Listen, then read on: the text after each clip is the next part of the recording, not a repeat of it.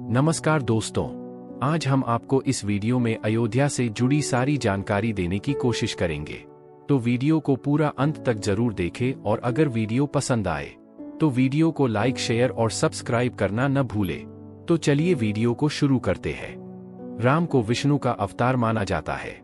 पृथ्वी पर असुरी शक्तियां निरंतर बढ़ती जा रही थी। यह शक्तियां अनियंत्रित थी जो समाज के लिए हितकारी नहीं थी। ऋषिमुनियों तथा मानव को यह शक्तियां निरंतर परेशान कर रही थी।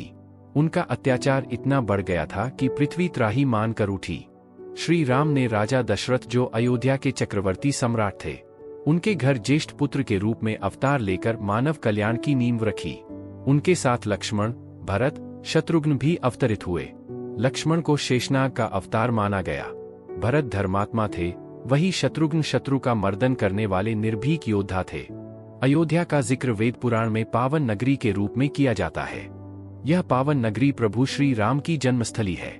प्रभु श्री राम के जन्म लेने के पश्चात अनेकों देवी देवता उनके दर्शन करने अयोध्या आया करते थे। यहाँ इक्ष्वाकु कुल के राजा रघु ने अपनी नगरी बसाई थी। तब से यह राज्य रघुकुल वंशियों का है। वर्तमान समय में अयोध्या भारत में उत्तर प्रदेश राज्य के अंतर्गत आता है। यह वही अयोध्या है जहां मीर बाकी ने राम मंदिर को खंडित कर मस्जिद का निर्माण कराया था और अपने आक्रांत छवि को स्थापित किया।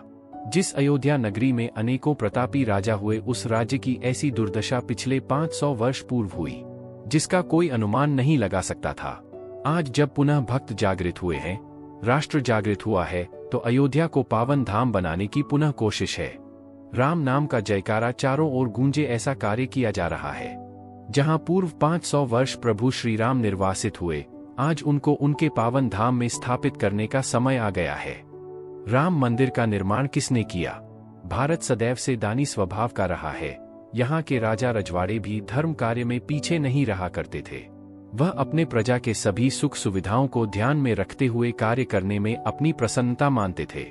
भारत में ईसा से लगभग 250 वर्ष पूर्व ऐसे ही यशस्वी सम्राट विक्रमादित्य द्वितीय हुए, जिन्होंने राम मंदिर का निर्माण कराया था। राम मंदिर को किसने खंडित किया? राम मंदिर को मीर बाकी ने 1528 में खंडित कर वहां मस्जिद का निर्माण कराया था। मीर बाकी बाबर का सेनापति था। अपने राजा की प्रसन्नता के लिए उसने इस प्रकार का कार्य किया था।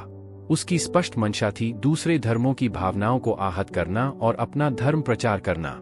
इसी उद्देश्यों की पूर्ति हेतु राम मंदिर को आधुनिक तोप का प्रयोग करते हुए खंडित किया था। जैसा कि स्पष्ट है, राम मंदिर को खंडित करके मस्जिद बनाया गया था। एक ही स्थल पर दो धर्म समुदाय के पूजा स्थल होना और उस पर अपना अपना दावा करना विवाद को जन्म देता है। क्योंकि दोनों पंथ की पूजा पद्धति भिन्न है, इसलिए यह विवाद 1853 में प्रथम बार मजबूती से देखने को मिला।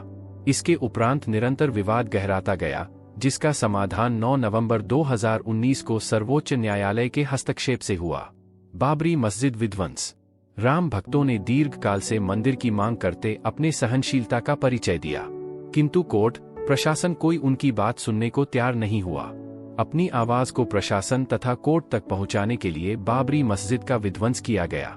6 दिसंबर 1992 यह इतिहास में शौर्य पराक्रम का दिवस माना गया है। इसी दिन बाबरी मस्जिद का विध्वंस कर अपने शांत स्वभाव के साथ अपनी शक्ति और सामर्थ्य का परिचय भी दिया गया। इसके उपरांत प्रशासन तथा कोर्ट सभी राम मंदिर के विषय में बात सुनने को तैयार हुए। राम मंदिर अयोध्या में बेहद प्राचीन था।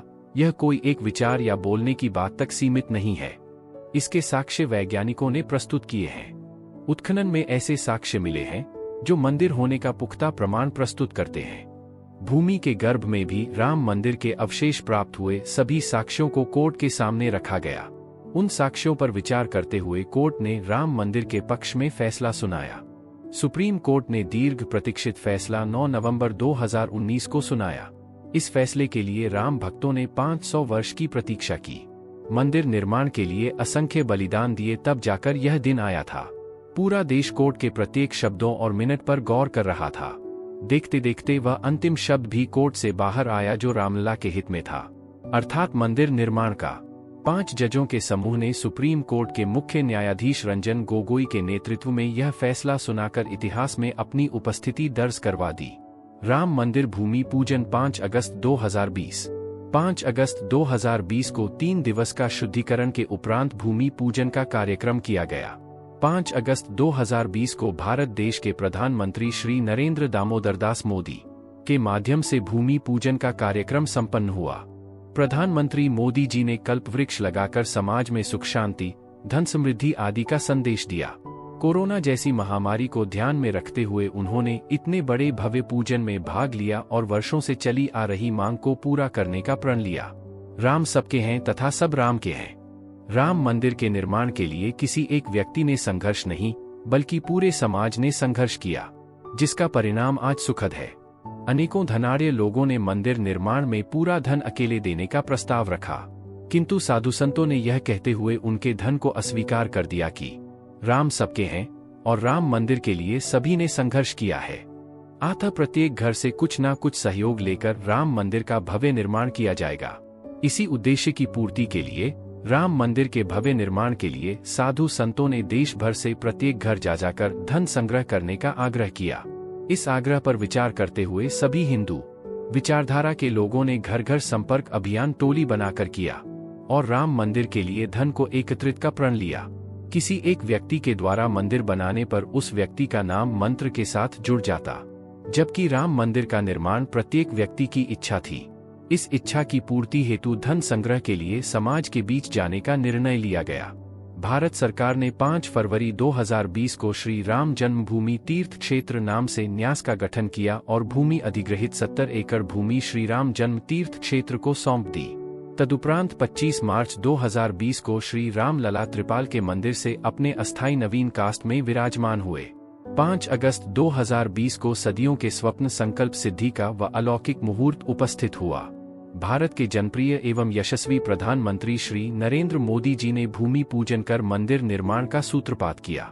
इस शुभ मुहूर्त में देश के 3000 से भी अधिक पवित्र नदियों एवं तीर्थों का जल, विभिन्न जाति जनजाति श्रद्धा केंद्रों तथा बलिदानी कारसेवकों के घर से लाई गई मिट्टी ने संपूर्ण भारतवर्ष को आध्यात्मिक रूप से भूमि पूजन में उपस्थित कर दिया।